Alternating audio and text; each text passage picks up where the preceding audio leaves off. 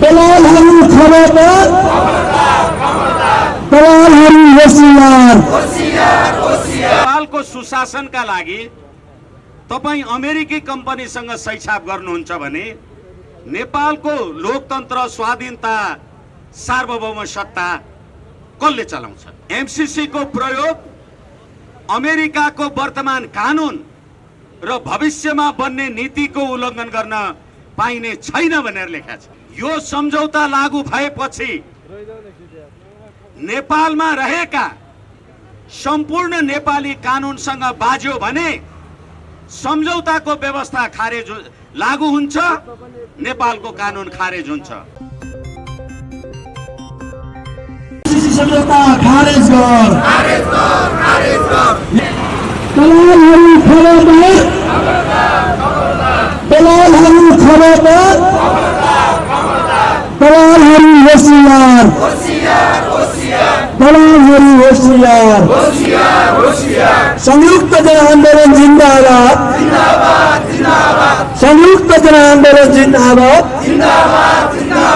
संयुक्त जन आंदोलन जिंदाबाद। संपूर्ण देश श्रद्धेय उपस्थित विभिन्न राजनीतिक दल, संघ संस्था, संगठन, व्यक्तित्व, आदरणीय पत्रकार महोदय, उपस्थित सुरक्षाकर्मी, अहिले हामी राष्ट्रघाती एमसीसी सम्झौता खारेज गर भनेर एउटा अभियानमा लागेका छौं र तपाईहरुले धेरै आदरणीय वक्ताहरूको वक्तृत्व कला र क्षमतालाई हेरिसक्नु भएको छ र हिन्दीमा भन्छन् कहिलेकाहीँ मजबून जान जाते हैं लिफाफा देखकर। हामी कति दल र कति संगठनका साथीहरू छौं र कति कहाँ बसेर यो काम कारबाही हेरिराखेर सुनिराखेका छौं। हाम्रो क्षमतालाई मूल्याङ्कन गर्ने हामी बाहिर पनि कोही छ भन्ने कुरा याद गर्नुपर्छ होला भन्ने मेरो निवेदन हो। मेरो कुरा तपाईहरुलाई तिक्त लाग्यो भने म खुसी हुनेछु। आदरणीय जनसमुदाय, यो नभनु बोलौं मुख लागे जस्तो, नबोलौं चुप लागे जस्तो। जनसमुदाय नभनौं, कसलाई भनौं? जनसमुदाय भनौं। यहाँ क्यामेरा भन्दा बाहेक अर्को केही देखेको छुइनँ मैले। एनीवे, के हो यो एमसीसी भनेको? अहिले सबै एमसीसी को विरोध गर्नुहुन्छ। मलाई अंग्रेजी त्यसरी त आउँदैन, तपाईहरु धेरै जानकार विद्वत वर्ग हुनुहुन्छ भन्ने अनुमान गर्छु। Millennium challenge compact. Whom are you going to challenge? Whom are you going to challenge to the millennium? तपाई एमसीसी को नेपालीकरण गर्दा यो समय के छ मलाई थाहा छैन भन्नु होला है। यो हामीले मिलेनियम च्यालेन्ज कम्प्याक्ट यसलाई नेपालीमा भन्दा के भन्ने? शताब्दी चुनौतीको लागि संघर्ष संगठन। यसै कारणले गर्दाखेरि हामीले यो शताब्दी सहस्राब्दी जे भनौं कोसँगका चुनौती छन् र हामी यो लड्दैछौं। कोसँग लड्दैछौं हामी? नेपालले कोसँगको चुनौतीलाई सामना गर्नका लागि यो सम्झौता आयो। चुनौती भनेको के? चुनौती भनेको युद्ध होइन। यस कारणले गर्दाखेरि अहिले नेपाललाई संसारमा, हालाकि डोनाल्ड लूले अस्ति माघ 27 गते यो देशका सत्ताधारी शक्तिहरूलाई, वर्तमान र भूतपूर्व सत्ताधारी शक्तिहरूलाई जे कारण र आधारका साथ उहाँले फोन गरेर भन्नुभयो नेपालको त्यो स्वाधीनता सम्प्रभुता कहाँ गयो? तपाईहरुलाई याद रहोस् अथवा मलाई थाहा छैन भने तपाईहरु सम्झाइदिनुस्। मिलेनियम च्यालेन्ज कर्पोरेसनको दफा 1 मा नेपालको सुशासन, आर्थिक विकास र समृद्धिका लागि एमसीसीमा सहीछाप गर्यौं भनेको छ। नेपालको सुशासनका लागि तपाईं अमेरिकी कम्पनीसँग सहीछाप गर्नुहुन्छ भने नेपालको लोकतन्त्र, स्वाधीनता, सार्वभौम सत्ता कसले चलाउँछ? नेपालको सुशासन नेपाली जनताको अभिमतमा चल्ने हो कि होइन? यहाँ कोही वर्तमान सरकारका जिम्मेवार मान्छेहरू हुनुहुन्छ भने लगेर भन्नु होला।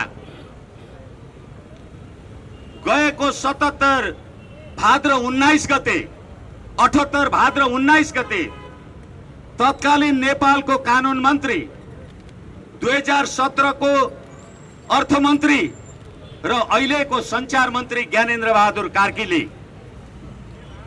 एमसीसीमा रहेको एमसीसी को प्रयोग अमेरिकाको वर्तमान कानुन र भविष्यमा बन्ने नीतिको उल्लङ्घन गर्न पाइने छैन भनेर लेखा छ। अमेरिकाको वर्तमान कानुन कति नेपाली जनतालाई थाहा छ? अमेरिकाको होइन, नेपालकै वर्तमान कानुन कतिजनालाई थाहा छ? र अमेरिकाको वर्तमान कानुन र भविष्यमा बन्ने नीतिको उल्लङ्घन गर्न पाइने छैन भन्ने लेखेको शब्दावलीले म शब्दहरू याद गर्नका लागि निवेदन गरिराखेको छु।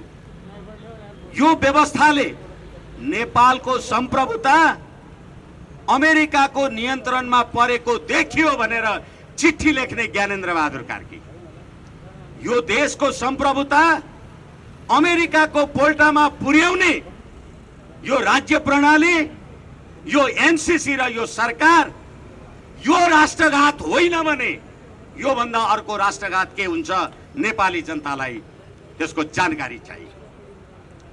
आदरणीय जनसमुदाय, एमसीसी को आर्टिकल 7 म तपाईहरुलाई निवेदन गर्दैछु। यो सम्झौता लागू भएपछि नेपालमा रहेका सम्पूर्ण नेपाली कानुनसँग बाज्यो भने सम्झौताको व्यवस्था खारेज लागू हुन्छ, नेपालको कानुन खारेज हुन्छ। तपाईहरुले पनि एमसीसी दफा 7 पढे हुन्छ। त्यति मात्रै होइन, सन्धि ऐन 2047 को दफा 9 एउटा अन्तर्राष्ट्रिय इन्टरनेशनल जुरिस्प्रुडेन्स को कुरा छ, प्याक्टा सर्भान्डा। तपाईले अर्को मुलुकसँग सम्झौता गर्नुभयो भने नेपालमा मात्रै ल्याएर तपाई आफू खुसी त्यसलाई संशोधन गर्न सक्नुहुन्छ? कुनै मूल्यमा सक्नुहुन्न। त्यसैले आर्टिकल 7 ले के भन्यो भने यो सम्झौता लागू भएपछि सम्झौताको हकमा नेपालको कानुन खारेज हुन्छ र सम्झौता लागू हुन्छ। अनि मान्य सदस्यहरू, तपाईहरु सुन्नु होला, तपाईहरुलाई यो संविधानको धारा 2 नेपाली जनताको राजकीय सत्ता र नेपाली जनताको सम्प्रभु सत्ता नेपाली जनतामा निहित रहन्छ भनेर तपाईलाई भोट दिएर पठाएको। अनि नेपालको कानुन भनेको संविधानको धारा 1, यो संविधान नेपालको मूल कानुन हो भनेर संविधानमा लेखेपछि अब नेपालको सम्प्रभुतालाई विस्थापित गर्ने, एमसीसी मा सही गर्ने तपाईलाई कानुनी, संवैधानिक, राजनीतिक, नैतिक के अधिकार छ? मलाई जवाफ दिनुस्। नेपाली जनतालाई जवाफ दिनुस्। विधि शास्त्रका ज्ञाता, राजनीतिक शास्त्रका दार्शनिक डाइसीले भनेका थिए, limitation of the sovereignty of parliament, सम्प्रभुताको सीमितताको सिद्धान्त।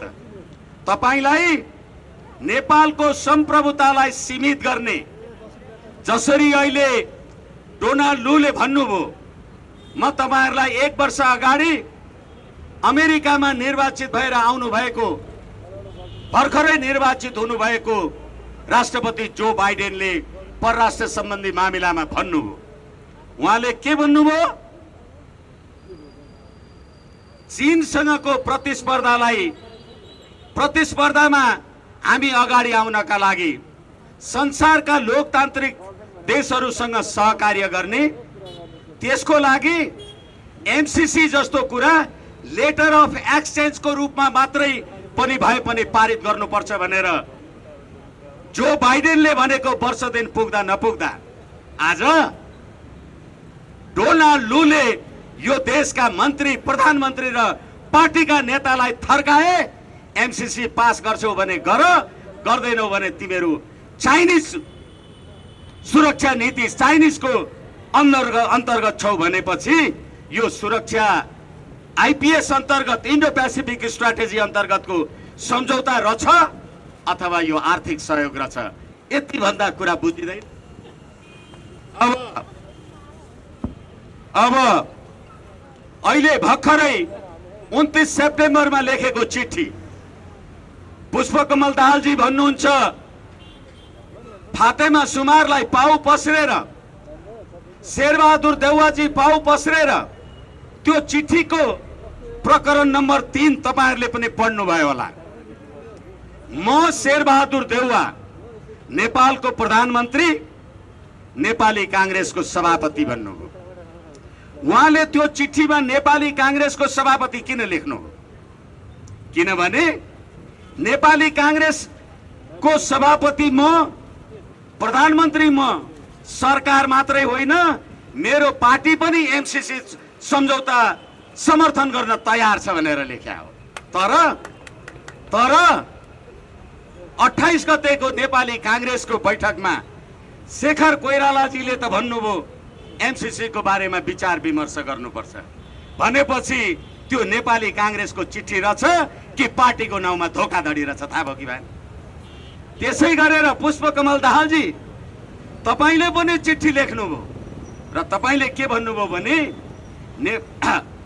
नेकपा माओवादी केन्द्रको अध्यक्ष तथा सरकार सञ्चालनको प्रमुख घटक भन्नुभयो। अनि यो देशमा, एउटा देशमा कतिवटा प्रधानमन्त्री छन्? शेरबहादुर देउवा र पुष्पकमल दाहालले एउटै हैसियतमा चिठी लेख्छन् भने यो देशको भूमिगत सरकार र साम्राज्य अमेरिकाको इच्छा बमोजिम चलाएको हो। होइन भने अहिले तपाईका देव गुरुङ लगायतका पात्रहरूले एमसीसी को बारेमा जे भनिराखेका छन्, भर्खरै निर्वाचन घोषणा भएको छ। हेर्नुस्, कहूँ तो मामरी जाए, नहीं कहूँ तो बाप कुत्ता काट खाए। तपाईं एमसीसी पास गर्नुस्, नेपाली जनता त्यसको विरुद्धमा छ। स्थानीय चुनावमा तपाईं जोकर हुनुहुन्छ। होइन, तपाईं एमसीसी पास नगर्नुस्, अमेरिकाले तपाईलाई सुलेमानी बनाउँछ, आफू चिठी लेखेर बस्नु भएको छ। अनि तपाईं सर्वोच्च अदालतले तपाईलाई जुन परमादेशको आधारमा सरकार बनायो, मेरी बिल्ली मुझे से म्याऊ, पालो तालो नाति, नाति त मै माथि, मैले सरकार बनाइदिए, मैले महाभियोग लिएर आउनु भएको छ, तपाईलाई एमसीसी ले निल लाटिसके। यो कुरा नेपाली जनताले यो अर्थमा बुझेनन् भने छट्याउनु होला मित्र। ल, धन्यवाद।